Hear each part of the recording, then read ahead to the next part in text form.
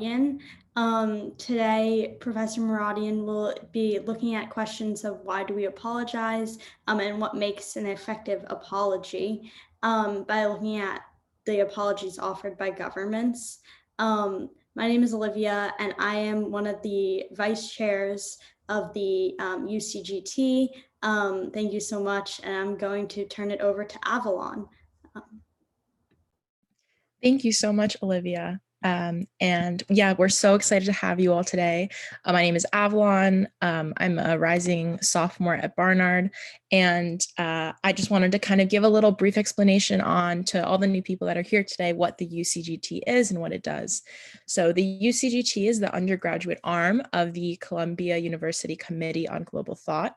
And we focus on fostering a community of undergraduates across Columbia that engage in meaningful interdisciplinary dialogue about global issues, as well as provide resources to these undergraduate students that tangibly engage with these issues, to actually eventually prepare them, the student body, to come up with solutions on these issues in whatever career path they may take.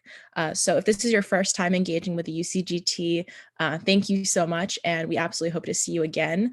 And I'll drop some information later in the chat on ways that you can continue to be involved.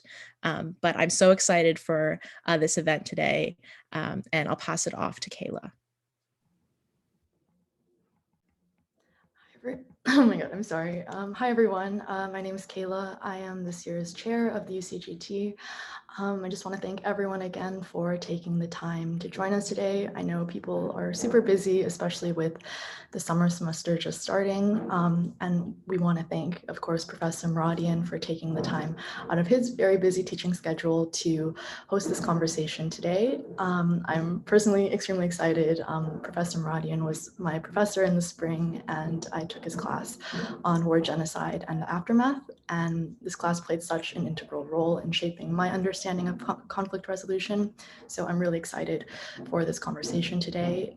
Professor Mouradian is a lecturer at the Columbia Department of Middle Eastern, South Asian, and African Studies. He's also the author of a book called The Resistance Network, The Armenian Genocide and Humanitarianism in Ottoman Syria, as well as a number of articles on concentration camps, unarmed resistance, the aftermath of mass violence, the midwifery in the Middle East, and approaches to teaching history. He also, as I mentioned before, teaches a number of amazing classes here at Columbia, including apologies and non-apologies, as well as war, genocide, and their aftermath. He's also recently appointed as the Armenian Georgian Area Studies Specialist at the African and Middle Eastern Studies Division at the Library of Congress.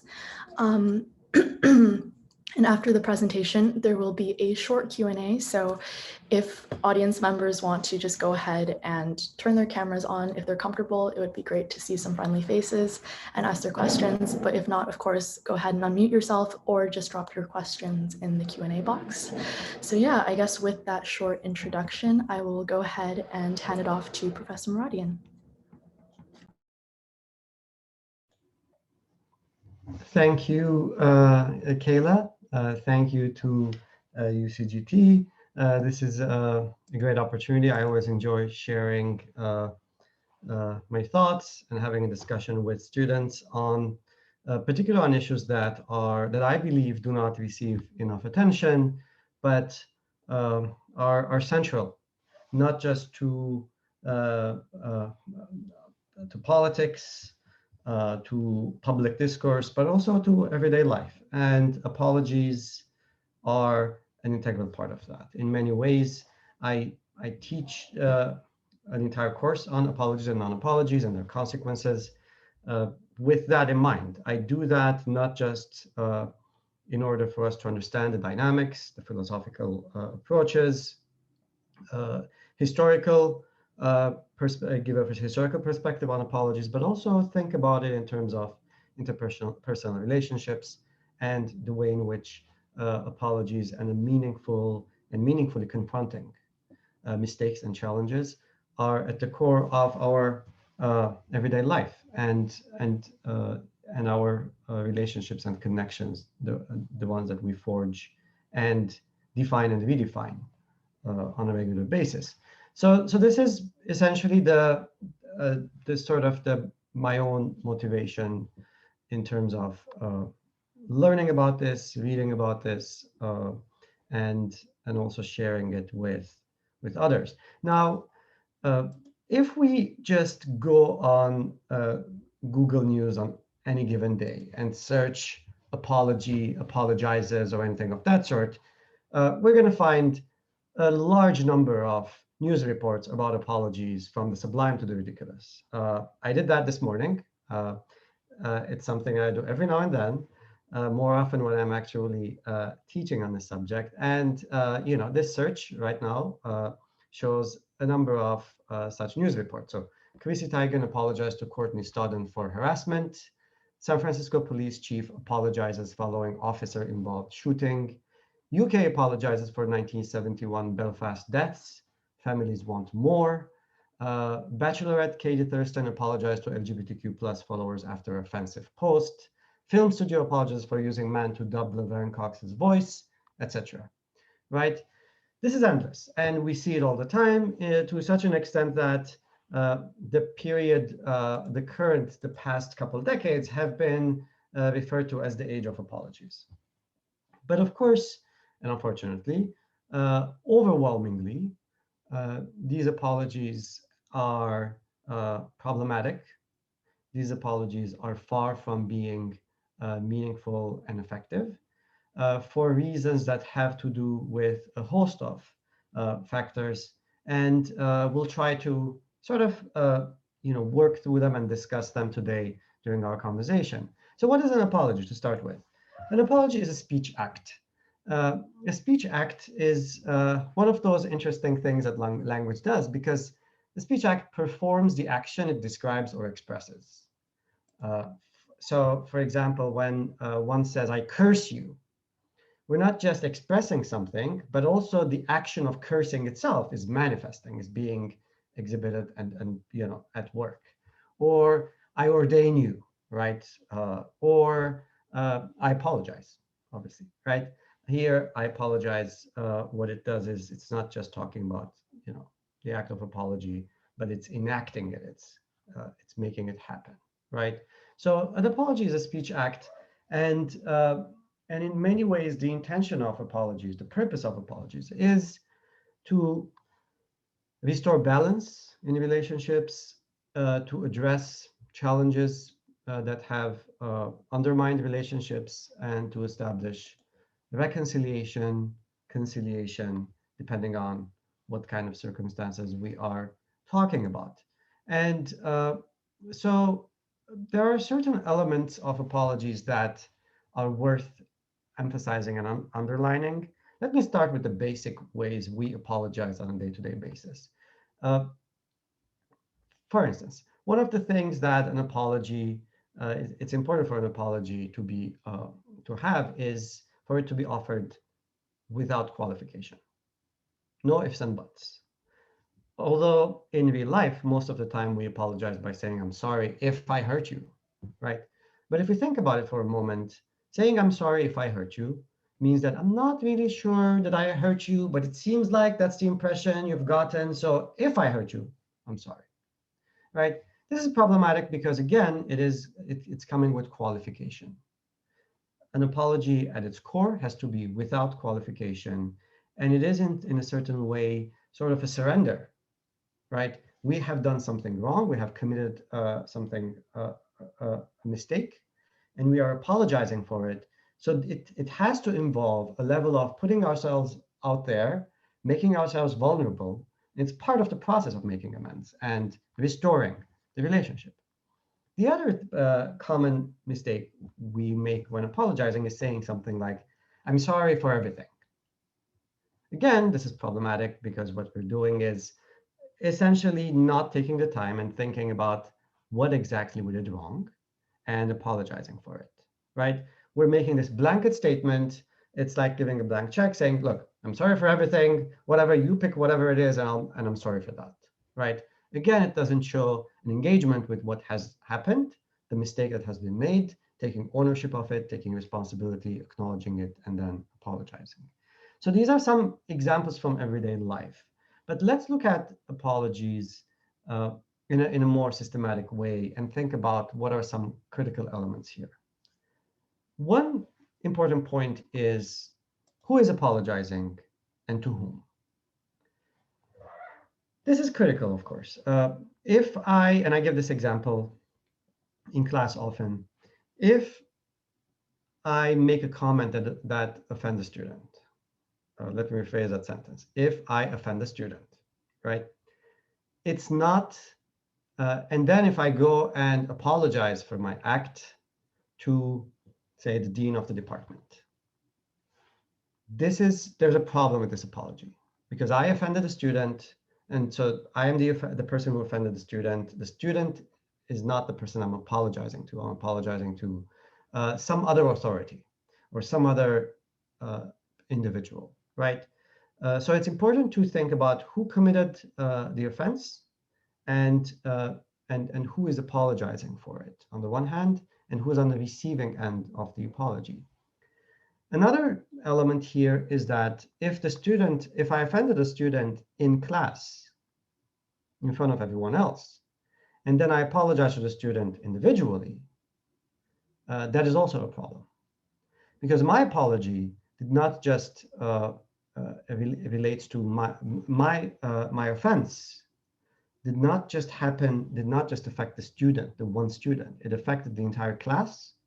It affected the dynamic of the class, and it affected the way in which the students may view me and the power dynamic there, and the way in which they view the student. So much of this has been impacted by my offense. And therefore, it is important for my apology to be made in front of that audience, right? So it's important to think about this in terms of who is apologizing, to whom, and on behalf of whom. Now, there are certain cultural differences around the globe about this last point, but in general, the expectation is that whoever has committed a particular offense or a particular crime, and here I'm talking about both interpersonal apologies, but also group apologies, one to many, many to many, many to one apologies, like, for instance, government apologies or apologies by corporations, right? It is important to reflect on who is apologizing and on behalf of whom. So, for instance, to give an example of a corporation apologizing, if if Amazon commits an act that is considered problematic or exploitative, and there is pressure for Amazon to apologize. Typically, uh, you will have someone from Amazon issuing a public statement. It's important, of course, for that statement to be attached to a particular name, right? Preferably. And typically, this should be someone who is part of the leadership of the corporation, the organization, and at the same time, someone who is related to that particular process. Now, it's not always that you have the CEO apologizing. Sometimes corporations, what they're going to do is have someone else apologize. Because if there is a need for then the corporation, a representative of the corporation to come back and address the apology or something else, there's yet another level of engagement, right? This is critical. So even when it's not the person who has committed the crime or the offense, it's important to think about, and the apologies on behalf of an entire group. It's important to think about who represents that group and who in the eye of the receiving side is perceived as being representative of that group. And that is the individual who's expected to deliver that apology, right? And this is critical again when we're thinking about apologies and how they're delivered. Now, in certain cultures, by the way, it is totally acceptable for an apology to be delivered by someone on behalf of someone else. There are certain even companies in certain parts of the world, that's their job.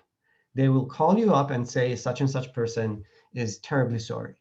And the understanding is that the person feels so humiliated and so bad for that particular offense that they do not even see themselves as worthy of apologizing, and they have this third party do the apologizing for them. This is not something that is really acceptable in in our society, but it is something that's it's always worth thinking about some of the cultural differences and the way in which they reflect on apologies and their consequences.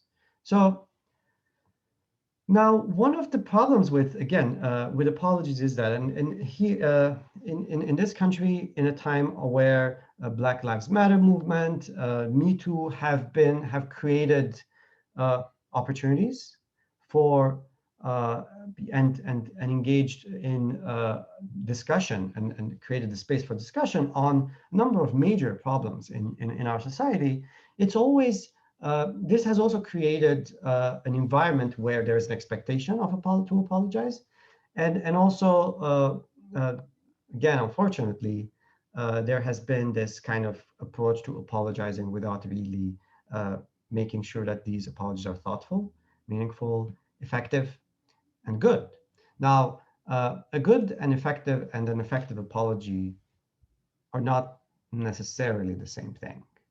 Sometimes we can have an effective apology in a sense that it will reach the desired outcome, effect. The other person will find it satisfactory, will forgive, etc. But it's not actually a really good apology, right?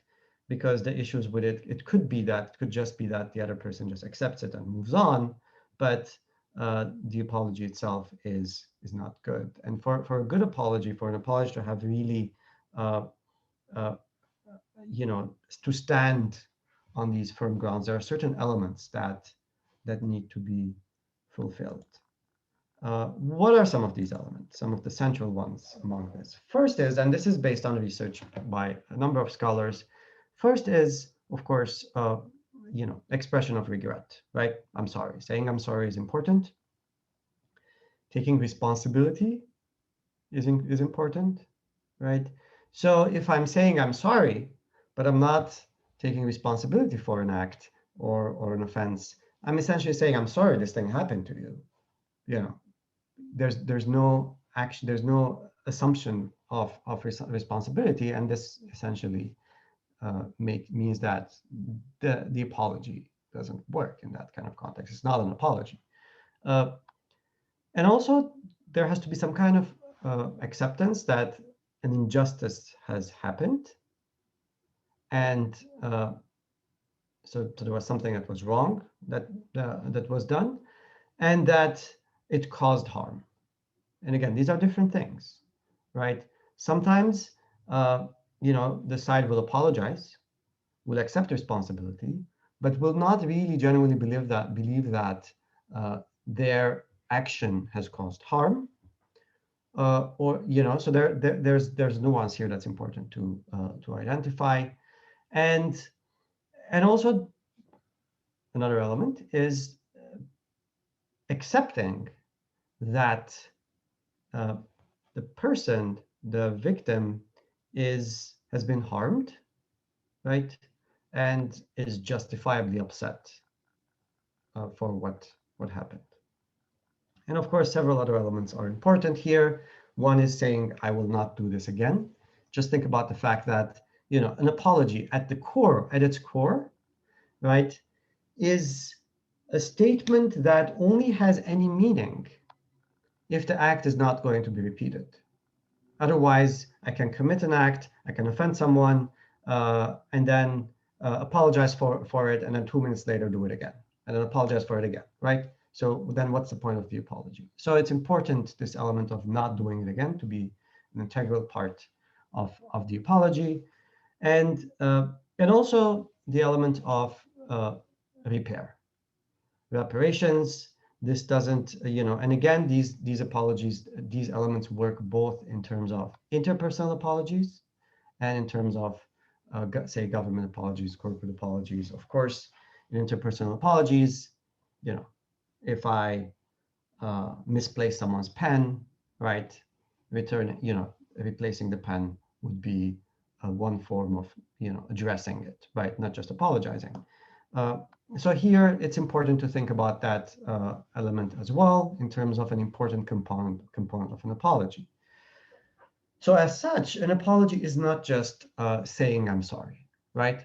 It is saying, I'm sorry, in a way that acknowledges fault, acknowledges that the other person is hurt, acknowledges that what has happened is wrong, acknowledgement that, statement that this is not going to happen again, and a way of making amends. Now, not all apologies are speech acts. Sometimes there are nonverbal apologies. In general, it's a tricky area, right? Engaging in nonverbal apologies doesn't always work, isn't always effective, and we sometimes do it in ways that actually doesn't really address the problem, and it's a way of us avoiding the problem. So one way of apologizing, you know how there's this expression, say it with flowers. Well, I would say, don't say it with flowers, right?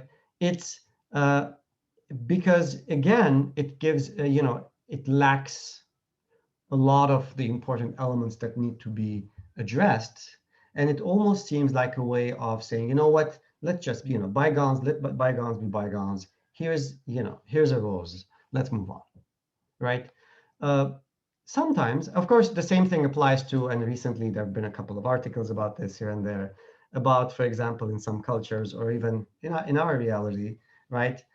We may have a disagreement in the family, and one of the ways in which the disagreement is addressed is, peeling some apples and giving it to the person to eat.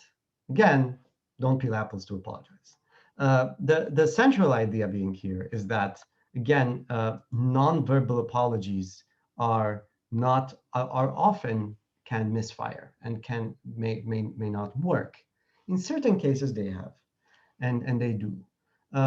Willy Brandt in 1970, kneeling in front of so the Holocaust, essentially in front of the victims of the Holocaust, right, in the Warsaw Ghetto, is one manifestation of this, right? You have the German Chancellor. There's this powerful image where the German Chancellor is on his knees, right, and that symbolizes something, and it's a powerful expression of, of an apology in that sense. There are other examples from more recent history. One is the case where in Iraq, after U.S. soldiers, or at least one American soldier, actually was playing target practice with the Quran, the commander and there were fears of riots in the region because of that, because an Iraqi soldier discovered the Quran riddled by bullets. The American commander invited local leaders, and in front of them kissed the Quran as an expression of, essentially, as a form of apology. Again, it is critical when thinking about these nonverbal apologies to realize that it's not something that is generally advisable unless we really are confident about the way in which it's going to be received by the other side. In an apology, as I said, there's this element of surrender. So it's important for us to be mindful of not what we feel like or what we think about, but the other person and what the other person is expecting or demanding, right? This is critical. And a few more points before I wrap up. One is that oftentimes an apology involves a level of splitting, right? So for it to work, it almost necessarily should. There should be some kind of it should be some kind of expression where we're saying, this was me in the past. I'm not going to be doing it again, and therefore there's going to be another me in the future. So there's a splitting between the self in the past and the present. But oftentimes, splitting is also used as a way of escaping responsibility. So when we commit something, we do something wrong, and then we say, oh, it was the alcohol, or it was the alcohol speaking, right? Alcohol does not speak, right? If there's a problem with the alcohol and tends to make you speak, then deal with that, right? So it's important to not lay the blame on it's one of the ways in which people try to avoid and escape this kind of responsibility in that sense. I made a reference quickly to these ideas of effective versus good. And one of the questions that might arise here is well, how can we tell if an apology is genuine and sincere and authentic? Well, a lot of times we can't. It is expected for it to have certain elements. And if it does have those elements, right, it means that the person, whether genuinely or just because they were forced to, they have followed a certain script, a certain the expectations of the public, and they have apologized. Even if that apology is not sincere and the person has managed to fake it, the fact that the person put that statement out there is a warning and a lesson to the person and to a lot of other people. So in that sense, I would argue, even insincere apologies actually have a role in creating a particular discussion and discourse and maintaining a certain level of conversation and expectations in society, right? So this is critical. So in a sense, thinking about whether an Amazon apology is sincere or not, right? The fact that Amazon is forced to apologize for something and essentially carries with it the weight of having to think twice when they're doing the same thing again, because again, it's bad business if a corporation is apologizing every other day, right? So there's this element of also, an apology often also serving the very institution, corporation, or individual that we're talking about. In this sense, a good example is the hospital systems in this country. Initially, doctors often avoided whenever there was an accident during surgery or problem or a mistake that was made during the surgery. And I'll go back to mistakes were made in a moment. Doctors used to avoid talking to the family of the patient because of legal implications, etc. But ultimately, research demonstrated that hospitals that actually go and explain and talk to the family and apologize to the family often, fewer cases in those circumstances end up in court. And even if they do end up in court, settlements typically are for lower amounts than those cases where there was no, essentially talking to the family of the person who was in surgery and who was, essentially harmed. And this also demonstrates how often the good and the beneficial can go hand in hand in these kind of contexts. Now, a few words before I conclude and open it up to discussion about a few other elements. I said a few words about reparations. They are integral to apologies, and of course, even more important in the case of major human rights violations and crimes. And apologies and reparations are important, but it's important to also think about the fact that they should not come with the expectation of forgiveness. Forgiveness is something that is entirely up to the victim to grant or not. So otherwise, this is not an apology, it's a transaction. I will only say sorry if you will forgive me is not an apology. So no matter what kind of apology we're talking about, it's important for there to be an apology that puts oneself out there, makes one vulnerable, because we do not know if there's going to be forgiveness. And that forgiveness might not come immediately, because the person or the group might want to see whether we are actually following through on our promise of not doing it again, and whether we are following through and making amends the way we said we are going to. So this is critical. And even if we do that, even if we follow through with everything, even if we make reparations, forgiveness is important and it's a virtue. But some scholars will argue that resentment is also a virtue. Not forgiving, unforgiveness is also a virtue. And think about this, often the example of a vase is given, right? If a vase is broken and we put it together, it's not the same vase anymore, right? And in the case of certain offenses, they're so profound and they have such an impact on us that we're not the same person. We try to deal with this offense and crime in a way that that is possible for us. For some of us, that could be by forgiving. For some of us, that could be by expecting and demanding reparations and receiving it. For others, no matter what the other person does or other group does, we will always be resentful. And if that is how we choose to deal with that, what is broken inside us, then there shouldn't be peer pressure, there shouldn't be societal pressure or pressure particularly from the side that is apologizing for the person to forgive. This is also one important element in these conversations. I will of course there's a lot that can be said in this context. I will stop here, but I will share the text of one apology to illustrate a point here.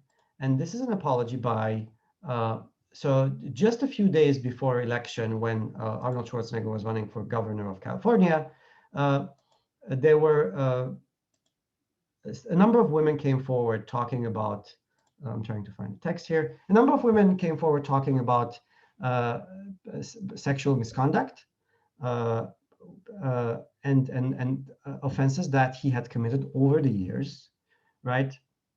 And in certain cases, extremely, disturbing allegations. And he issued a statement, an apology immediately after, in order to salvage his bid for governor. So here's the text of that apology, and perhaps we can start the conversation also by reflecting on this.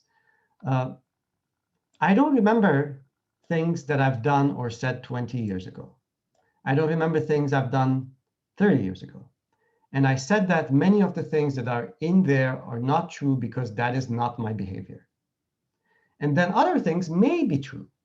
And in case it is, that's why I said I want to apologize if I offended anyone, because that was not my intention. Those people that I have offended, I want to say to them that I'm deeply sorry about that. I apologize because that is not what I'm trying to do. Yes, I have behaved badly sometimes. Yes, it is true that I was on rowdy movie sets. Notice, rowdy movie sets. Sometimes we will blame the environment and say, well, in that time, in those days, these things were fine. Everybody did them. And I have done things that were not right and I thought were playful. But now I recognize that I have offended people. And to those people I have offended, I want to say to them that I'm deeply sorry about that. And I apologize because that's not what I tried to do. When I'm governor, I want to prove to the women that I will be a champion for the women, a champion of the women. Now let's go from the dirty politics to the future of California. Many of the elements that I identified here in this apology essentially are fall apart, right? And you see it. It's just a terrible apology, a terrible way of addressing some very serious, acts that he has committed. And it really gives us a sense of how, at every level, apologies are often misfires, apologies are often problematic, and apologies will often be even more offensive to the receiving side. And therefore, in our everyday interactions, in our everyday life, and when we are engaged in this kind of conversations, it's important for us to have this in the back of our minds, this constant questioning of whether, when we read a newspaper article that says such and such person apologizes, to ask ourselves, is this an apology? And then to question again, the apologies that we deliver, and the apologies that are delivered in our presence or in the society we live in. Thank you. Thank you so much, Professor. That was a really great talk and learned so much. I was wondering, please, anyone who has a question, please use the raise hand function to let us know that you have a question, and then you can ask it or you can put it in the chat, and we'll have your question read. I was wondering, that apology that we read from Arnold Schwarzenegger seems very political, and I was wondering, how does politics influence the apologies that are given from governments and corporations and just other public officials?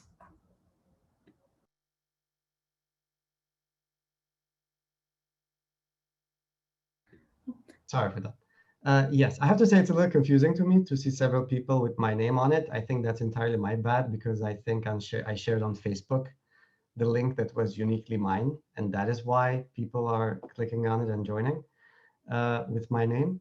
But so having said that, in terms of political apologies, uh, apologies are political often, and it's my I would like to go back to that point I made earlier about the fact that when we are thinking about apologies, motivations uh, and questioning motives is something that we can do for any apology. And I believe that sometimes what matters more is judging the apology for what it says and the apologizer for what he or she does after that apology.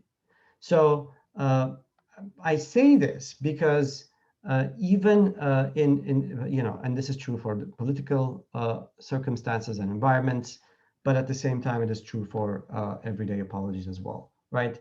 Uh, the person who is apologizing is making a statement for whatever motivation, right?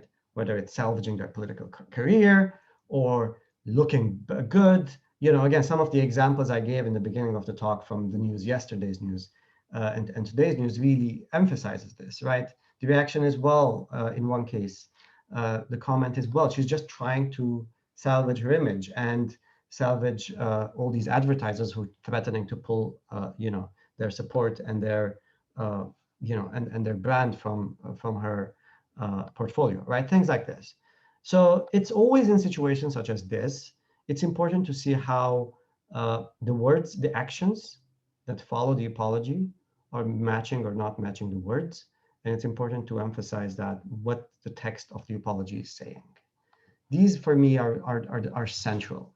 And the text of the apology, particularly for crimes we're talking about, for offenses that have affected and crimes that have affected many people, it's important to be very specific about what was done wrong, even if it requires pages and pages of acknowledgement of every single element and component.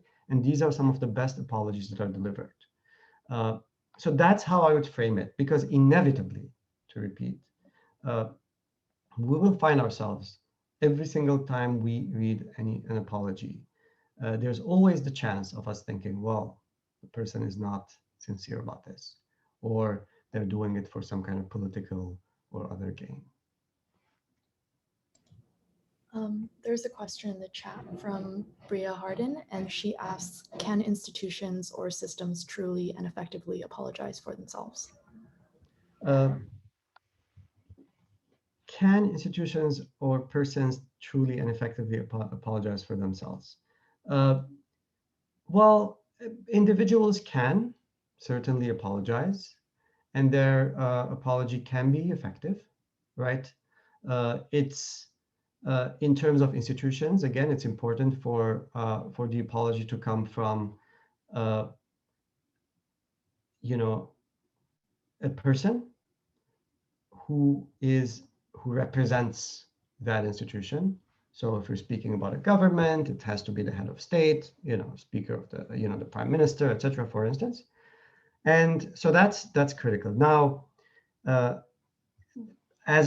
when we're thinking about the consequences of this apology, right? Can it really be something that addresses the issue and helps restore the relationship or redefine the relationship? That is something that depends on the particular context. Unfortunately, in many cases, apologies are too little, too late.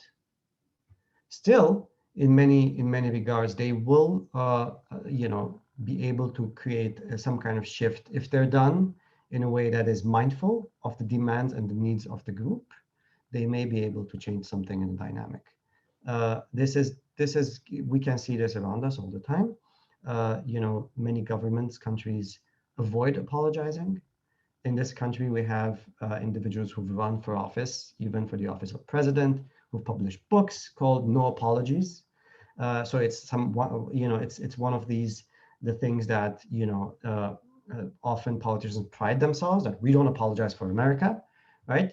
And it's so that's integral. So in that kind of environment, there's more harm being done than trying to engage and trying to address some of these issues that are very much festering in different in society, uh, here and elsewhere.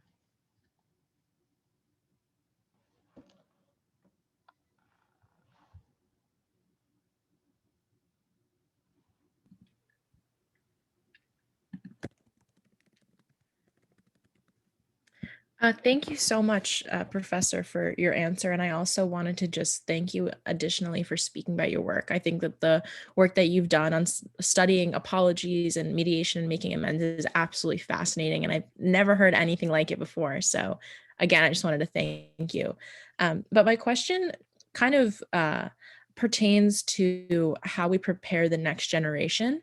And I think that this is a question that like is continuously being raised as the next generation transitions into kind of the present generation. But I think that with the rise of social media and the internet, I think it's giving way to um, a lot more conflict, especially interpersonal conflict in different and unique ways that we haven't seen before. And I think that's only going to continue. And so my question is, how can educational environments foster a culture of learning early on so that students can understand what it means to learn, apologize, and mediate in conflict? Because this issue is not going to get any easier. In fact, I think it might get even more difficult to kind of navigate through apologies, making amends, and conflict as time goes on with the rise of technology, et cetera. I absolutely agree. This is only going to become more and more of an issue in the coming years. Uh, Often scholars will refer to the, as I said, to the period in to the recent decades as the age of apology. I would probably refer to it as the age of bad apologies. And I do hope that much of how we shape our society depends on us in a number of ways, right? One is that if we are informed about and we try to sort of make that part of the way in which people think, part of the way in which people act, uh, a certain way, that is going to have a kind of ripple effect on society. So in this regard, learning about what is a good apology and thinking about it and looking at examples of what really is offensive to the what kind of the kinds of apologies that are out there that are offensive, in fact, to the victims, is crucial and critical, right? This is not something we learn. This is not, we learn a lot of things that sometimes we do not end up using for the rest of our lives. But this is a critical part of human interaction, a core part of the way in which in every country that is trying to address crimes of the past and the present, there has to be this kind of discourse, and we cannot just leave it to, uh, to people to just, express it and think about it the way they want. And this permeates the entire society. You know, it's terrible that most of the apologies are non-apologies and bad apologies get a title and headline in the press, in the mainstream media, that says such and such person apologizes for, right? It already shows something. So it is important for there to be some kind of discussion that's part of the education system at every level, I emphasize this, on ideas of apologies and reparations. And when I say apologies, I'm defining it broadly. In fact, it includes the notion of repair in it, and this has to be part of the way we teach, the next generation. We think about the next generation. Many of us often, don't give apologies that much thought, and therefore we repeat some of these mistakes or contribute to their propagation. Right. So this is a process, and it's the more informed we are, the more we create an environment where certain ways of speech and certain ways of justification are not acceptable. And even after such speech is uttered and such justification is offered, the person or the group feels forced to come out and apologize for that speech and for that justification. I think this creates a particular environment and one where that listens more and addresses more power asymmetries, that listens more to historically marginalized groups, to silenced individuals, and creates a space for people to speak out. This is critical.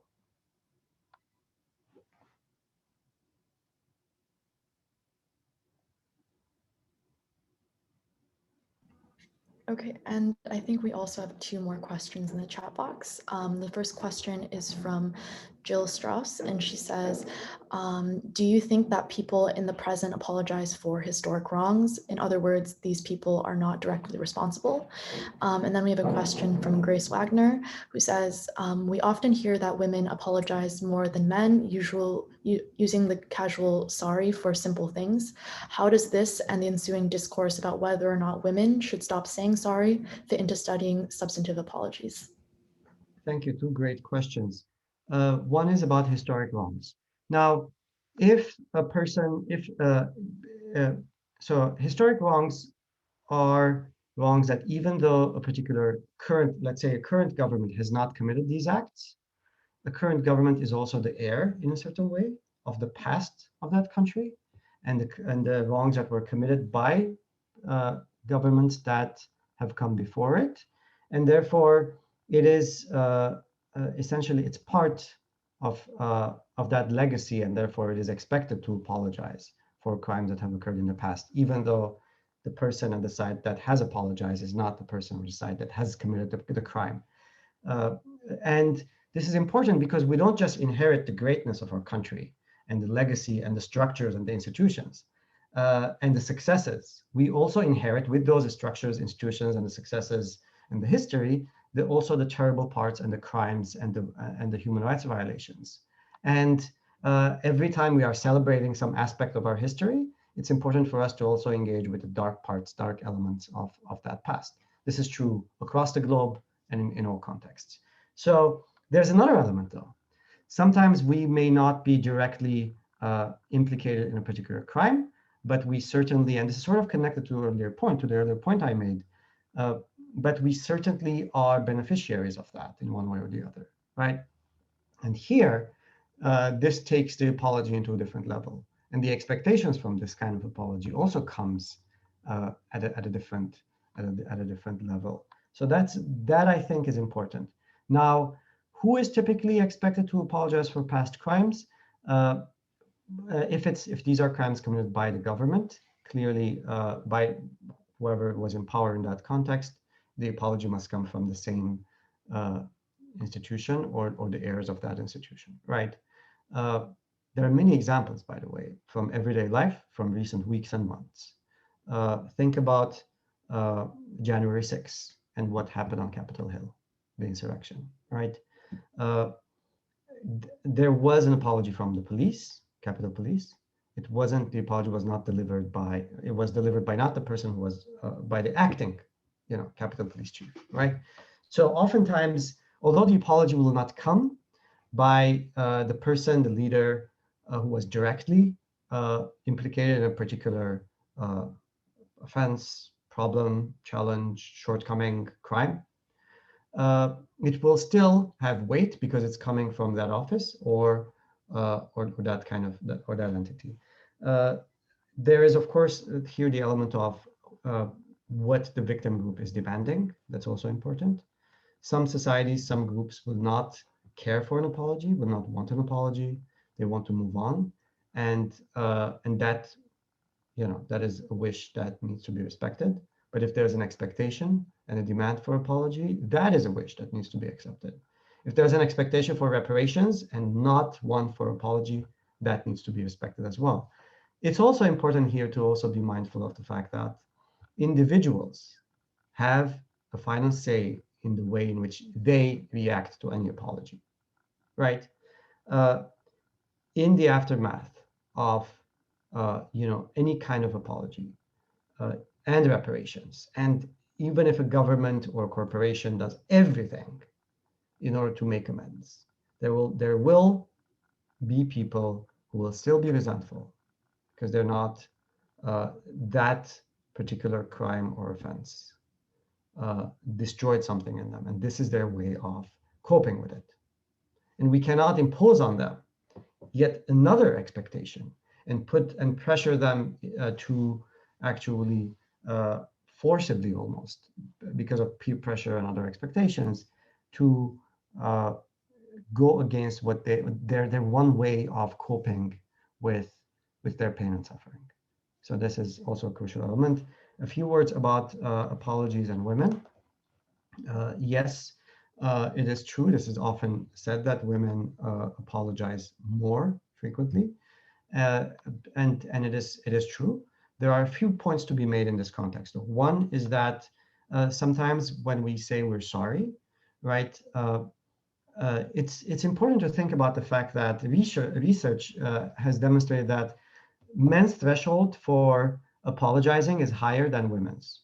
What does this mean? This means that uh, men in general will not see something as worthy of apologizing, right? And therefore will not apologize, and therefore will apologize less because they just, it hasn't crossed a particular threshold that they think is, uh, merits an apology.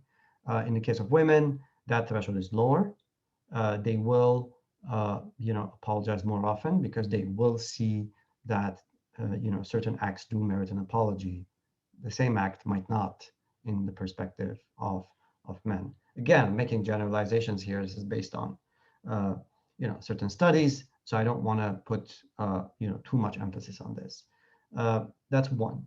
The second element is that there's conversation these days about this whole notion of leaning in, and the idea that the expectation that women must be more assertive in order to be able to be seen and heard.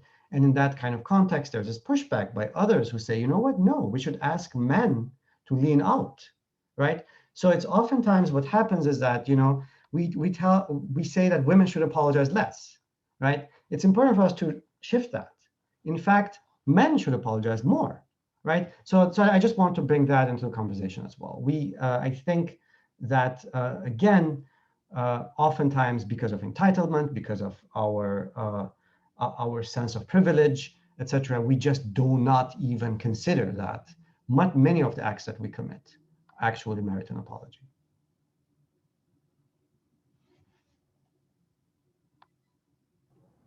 Thank you so much. I think Helena also has a question. Hi. I wanted to ask about the influence of time. I think that a lot of times governments withhold apologies to the point where the people that they've harmed make so many concessions that it's very easy to apologize to them, and also that they are no longer the actual culpable parties. Do you think that this is a deliberate tool in order to apologize for the most minor parts of violence as opposed to apologizing for what they're doing in the moment? Yeah, thank you for the question. Just a quick note, Helena and Bria were in the first class on apologies and non-apologies that I taught at Columbia. So it's good to see you both here. Time and the role of time in this context. So a few things about time. One is that when apologizing immediately almost feels, unless this is something that was done inadvertently, right? If we step on someone's foot and we apologize, right? Clearly it's inadvertent, we're sorry. But committing a very offensive act and apologizing immediately almost is problematic and might not be accepted by the person, because one, the person who committed the act and then apologized hasn't even had time to reflect on what they have done wrong. And if they thought that it was wrong, why the hell did they do it just 2 seconds before, right? So that's one element. On the other hand, the person often who we are apologizing to may need some time to process what just happened. They're not willing to immediately react to an apology. So this is the time element in this context.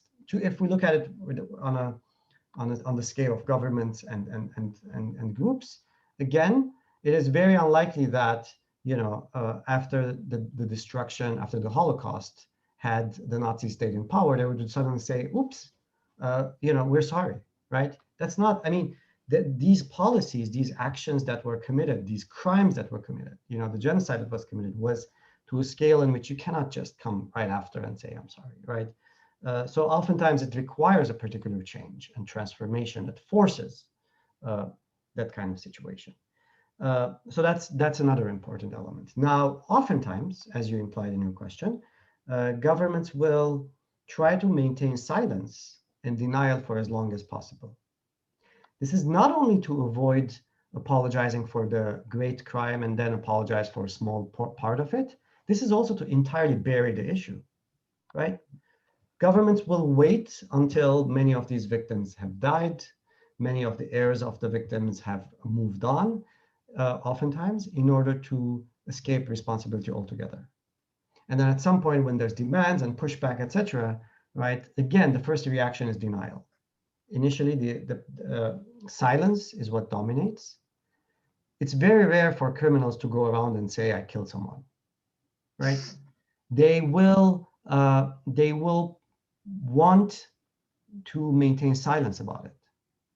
They will, or it's also very rare for criminals to go around and say, I did not kill anyone when nobody is asking them the question, right? So, but when the issue is raised, when the demand is made, when there is an allegation that a crime is committed, that is when the perpetrator is going to shift gears from silence to outright denial, saying, I didn't do it, it wasn't me, or other kinds of justification, right? So this is a kind of process that oftentimes it will require, and oftentimes the onus will be on the victims, again, to push for acknowledgement. And there is a time lapse oftentimes because the victim in the aftermath of a crime is trying to put the pieces together, doesn't have the luxury of, when they're trying to survive, when they're trying to rebuild their community after genocide, right, to go after the perpetrator and demand justice. So that will take some time, and that time again will mean that the perpetrator in the meantime will try to consolidate their gains, try to create this atmosphere of silence and impose it on the people.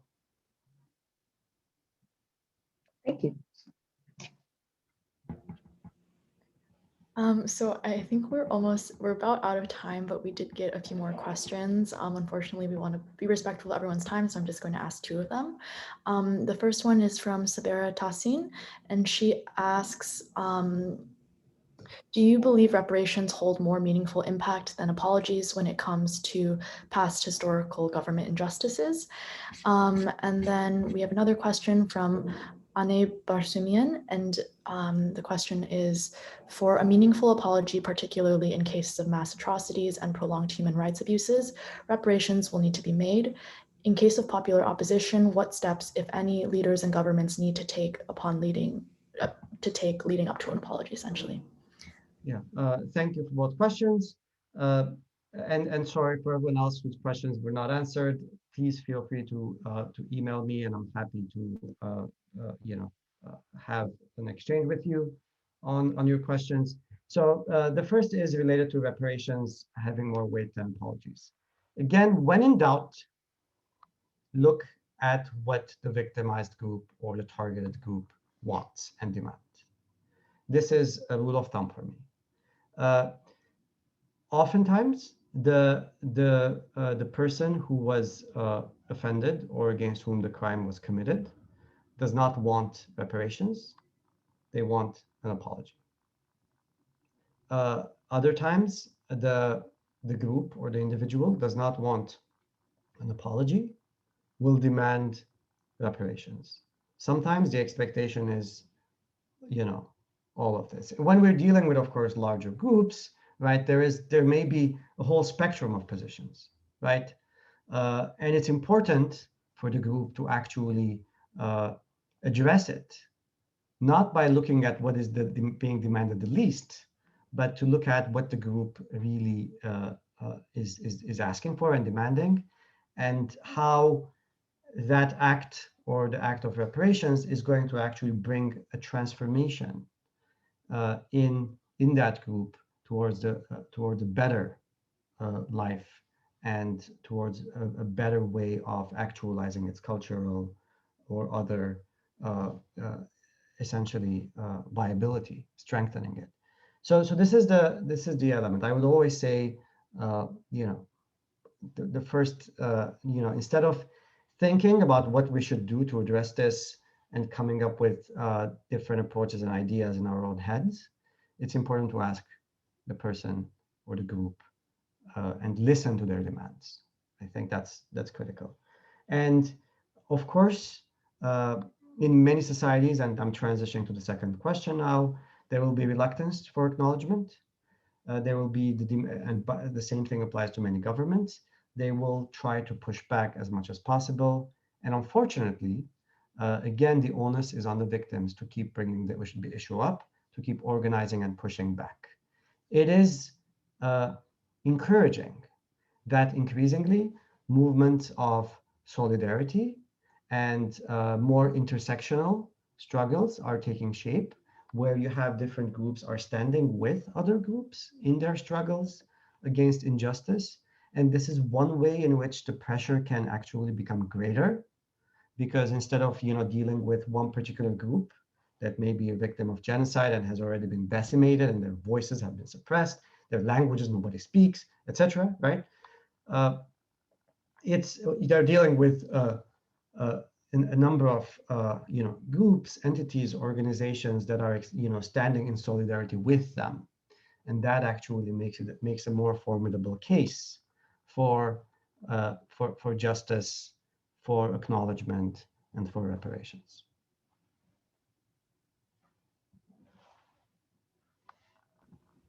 Okay, I guess with that, we'll wrap up. But thank you again, Professor Mouradian, for taking the time. I know you're teaching 2 classes this summer, so I'm sure you're very busy. And everyone else, thank you for joining us. I know it's a Friday in the middle of the day, so everyone's ready for the weekend. But again, it's always extremely meaningful to have these conversations. And I think especially, in the context of apologies and non-apologies, sometimes you definitely don't consider things like anger and resentment, and those are not common sense things that kind of come up when you think about apologies and considering what is the place of the victim within these kinds of conversations as well. So thank you again, Professor Mouradian, for taking the time. Thank you everyone for joining us, and I think this will be our last event from the UCGT for this year, but we'll be back in the fall, hopefully with more conversations with different professors. I know we want to do, if people are interested in these types of events around politics of memory, we definitely want to continue hosting these types of conversations as well. So yeah, thank you again to everyone, and thank you again, Professor Mouradian. Thank you.